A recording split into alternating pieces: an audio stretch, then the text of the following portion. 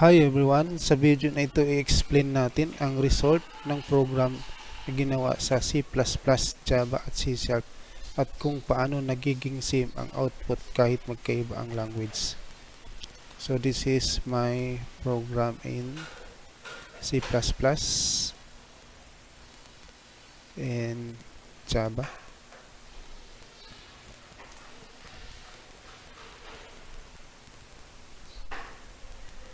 And also the C#. Sa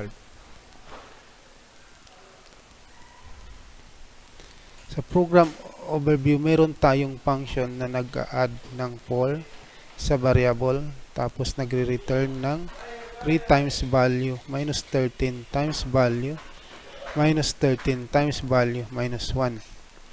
Then may dalawang variables tayo na I is equal to 10, G is equal to 10. Kino-compute natin ang sum is equal to I divided by 2 times plus pan I.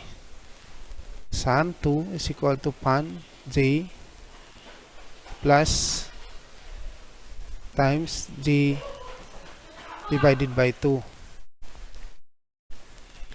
Sa C++ naman, gumamit tayo ng pointer kaya directly na nababago ang original variable.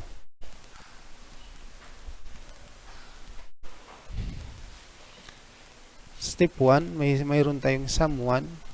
Sum 1 is equal to I is equal to 10. I divided by 2 is equal to 5. Then tawagin si pan I magiging 14 dahil magpa-plus tayo ng 4. Then return is equal to 3 times 14 minus 1 is equal to 41. So sum 1 is equal to 5 plus 41 is equal to 46. Step 2, may sum 2 tayo. Pan G muna. G becomes 14. Return is equal to 41. Then G divided by 2 is equal to 7. So sum 2 is equal to 41 plus 7 is equal to 48. Ang result ng C++ ay sum is equal to 46, sum 2 is equal to 48. So, sa Java naman,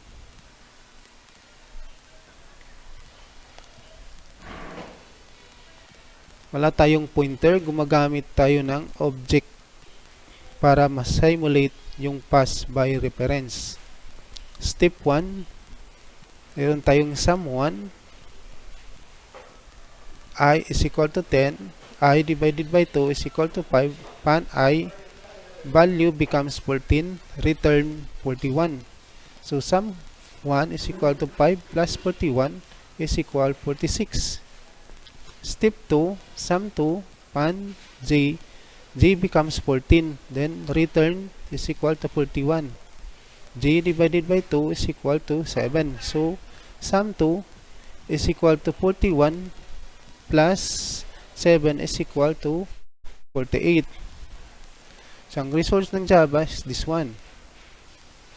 Sum 1 is equal to 46, sum 2 is equal to 48.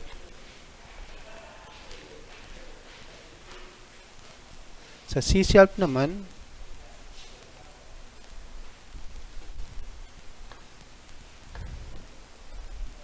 gumamit tayo ng ref keyword kaya parang direct din yung binabago yung original value. Step 1, sum 1, I is equal to 10, I divided by 2 is equal to 5. Pan ref I becomes 14, return is equal to 41. So sum 1 is equal to 5 plus 41 is equal to 46. Step 2, sum 2, pan ref G becomes 14, return is equal to 41. G divided by 2 is equal to 7, so sum 2 is equal to 41 plus 7 is equal to 48. So the result is this: sum 1 is equal to 46, sum 2 is equal to 48. So may final comparison kahit magkaiba ang language. C++ 46 48, Java 46 48, C# 46 48. So ang conclusion ko dyan is ang dahilan kung bakit same ang output ay dahil lahat ng version ay magmumodify ng original value. C++ pointer, Java object reference, C# is ref parameter. So kahit magkaiba ang syntax, same pa rin ang result. So yan ang explanation ng program sa C++, Java at C#. Salamat sa panonood.